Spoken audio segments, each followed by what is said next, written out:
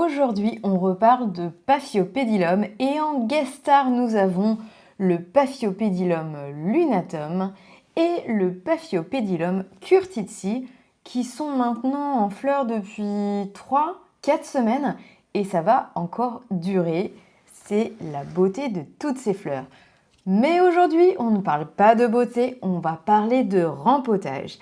Parce que si vous avez suivi mon premier épisode des orfèvres du label avec Christophe des Serres du Sénat, vous avez certainement entendu dans ses conseils qu'il était recommandé de les rempoter chaque année. Alors aujourd'hui, on va le faire pour deux Paphiopedilums, le Paphiopedilum Iona, qui est un hybride entre le Paphiopedilum bellatum, qui fait des grandes fleurs blanches avec des petits points pourpres, et le Paphiopedilum ferrianium, qui est un Paphiopedilum absolument superbe.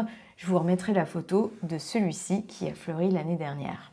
Le deuxième petit Paphiopedilum dont on va s'occuper, c'est celui-ci et c'est le Paphiopedilum de Lenati vinicolor. Alors je l'ai acheté il y a déjà 2 ans et comme vous voyez, il n'est pas au top. J'ai vraiment l'impression qu'il y a quelque chose qui ne va pas avec ce Paphiopedilum et ça vient probablement de la plante. Mais au cas où, on va quand même le mettre dans un nouveau substrat et on va suivre les conseils de Christophe pour voir si ça fait de l'effet ou pas. Pourquoi rempoter tous les ans?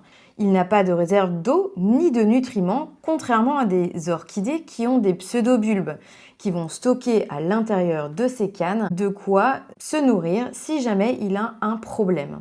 Le Paphiopedilum, lui, il a besoin de ses racines et de son substrat pour subvenir à ses besoins. Et un Paphiopedilum qui va mal, c'est la cata, parce que ça se voit pas tout de suite, mais il va perdre ses racines très rapidement et ça va être très long pour qu'il les retrouve de nouveau. Il faut soit beaucoup de patience ou alors tout simplement accepter la défaite et reprendre une nouvelle plante, attendre qu'un Paphiopedilum refasse des racines. C'est vraiment très très long. Alors qu'est-ce qui se passe quand le substrat se dégrade? Le substrat va devenir beaucoup plus compact et ce qui va se passer, c'est qu'il va étouffer les racines. Cela fait aussi augmenter le pH du substrat. Et le problème avec l'augmentation de ce pH, c'est que les racines ne vont plus absorber de nutriments et donc votre plante ne va plus grandir correctement. Et puis finalement, cela pourrait démarrer potentiellement de la pourriture au niveau du collet et donc faire mourir votre éventail. Si comme ici, vous avez une plante avec un seul éventail, ça peut être vraiment très problématique. Comme pour toutes les orchidées, on essaye de rempoter avant l'été pour éviter les hautes chaleurs. Parce que en rempotant votre plante, elle va avoir besoin d'un peu de temps pour se remettre de ses émotions. Et s'il fait trop chaud, elle risque d'être encore plus affectée par votre rempotage et ça, on n'a pas envie. Si on le fait en été, c'est vraiment que la plante en a terriblement besoin et que en extrême urgence. Alors aujourd'hui, on va changer un petit peu les substrats que j'utilise d'habitude. Soit j'utilise le substrat orchidée de Cibotanica, qui est en général parfait pour les Paphiopedilum, soit j'utilise un mélange maison que je fais avec de la sphaigne, de la perlite et des écorces de pin. Alors après ma discussion avec Christophe, j'ai décidé de changer la perlite pour de la pumice, qui est important pour tous les Paphiopedilum, qui sont particulièrement lithophytes, de garder des écorces de pin, mais de passer sur un format petit. Donc ici, on a des écorces moyennes. Moi, je vais prendre un tout petit format qui va retenir beaucoup mieux l'eau. Et puis, je vais rajouter aussi, encore une fois, un tout petit peu de sphaigne, contrairement au conseil de Christophe, mais on va en mettre beaucoup moins. C'est vraiment juste pour garder un petit peu plus d'humidité à l'intérieur, particulièrement si j'ai envie de tester la culture en extérieur cet été. Il faut vraiment que j'ai un petit peu plus d'humidité que dans la maison, sinon ça ne va pas le faire. Alors, j'ai mes petites écorces de pin, j'ai ma pierre ponce que j'ai achetée chez Cibotanica et j'ai aussi ma sphaigne qui est de la sphaigne de Besgros. Pour moi, c'est la meilleure. Et en plus, celle-ci, c'est de la première. Donc, ça veut dire qu'on a des longs fils de sphaigne de très bonne qualité qui durent très longtemps. On pourrait utiliser de la sphaigne qui soit un petit peu moins qualitative puisqu'on va changer de toute façon le substrat l'année prochaine. Comme vous voyez, ces deux Paphiopedilum ont bien des racines, mais pas tant que ça. Alors je ne vais pas changer de taille de pot, et puis on espère que l'année prochaine, elles auront vraiment rempli. Et à ce moment-là, on prendra un pot un peu plus grand.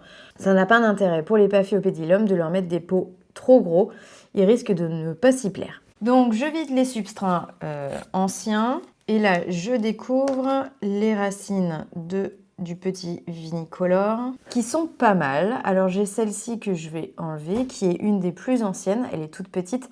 C'est celle qui faisait partie vraiment de la plantule. Et on a deux belles grosses racines qui, elles, sont en pleine forme. Je sens vraiment que le substrat était en train de se dégrader parce que j'ai une odeur. Donc c'était vraiment le moment de le rempoter, je pense. Je vais enlever les petites feuilles, bien évidemment, qui sont mortes en dessous. Les autres, ici, pour l'instant, je vais les laisser parce que j'ai pas envie d'endommager le tronc de ma plante. Donc on va les laisser tranquilles et puis elles tomberont si elles tombent. Mais en tout cas, pour l'instant, on n'y fait rien. Du côté du Iona, on a beaucoup plus de racines de ce côté-là. Le substrat sent moins, mais quand même, c'est pas une mauvaise chose de le changer. Il faut savoir ici que mes substrats, ils sont mouillés. Comme ça permet d'enlever plus facilement tout ce qu'il y a entre les racines sans les abîmer. Parfait. Du coup, du côté du Iona, les racines sont très belles. On a deux racines avec des bouts actifs et on a vraiment aussi que les petites racines du milieu, donc les plus anciennes, qui sont en mauvais état et qui s'enlèvent toutes seules d'ailleurs. Voilà, donc là, je vais secouer encore un petit peu le substrat parce qu'on voit qu'on a encore un peu de perlite accrochée aux racines. Mais je fais doucement parce que ces racines, elles sont fragiles. Ok, donc je reprends mes deux petits pots et puis on va réinstaller nos Paphiopedilum pour 2026. Évidemment, je ne me rends compte que après avoir rempoté le Vinicolor que ma caméra n'était pas en marche. Donc le voici, le voilà. Je l'ai mis dans son petit pot avec un nouveau substrat. On a ici 70% d'écorce de pin fine, 20% de pumice, donc de la pierre ponce, et puis 10% de sphaigne. On va le remettre dans son petit pot chat et puis il va retourner dans son étagère. Maintenant, c'est au tour du Paphiopedilum Iona et ses sublimes racines. Donc, on le remet dans son pot original. Donc, il est bien droit et il tient bien parce qu'il a déjà pas mal de racines. Donc, c'est vrai que c'est assez pratique pour le rempoter. Donc, on va mettre le même substrat que pour le Vinicolor. La seule petite chose qu'il faut bien faire attention quand on rempote un Paphiopedilum, c'est à la hauteur où on met du substrat par rapport au collet. Parce que le Paphiopedilum, eh bien, n'a pas de racines aériennes.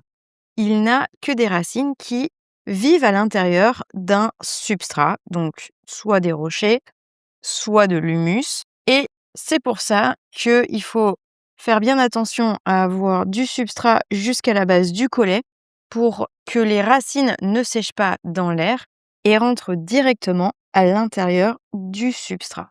Avec un substrat aussi fin, eh bien c'est easy peasy pour le rempotage, c'est très rapide et on a très peu de chances d'avoir des poches d'air.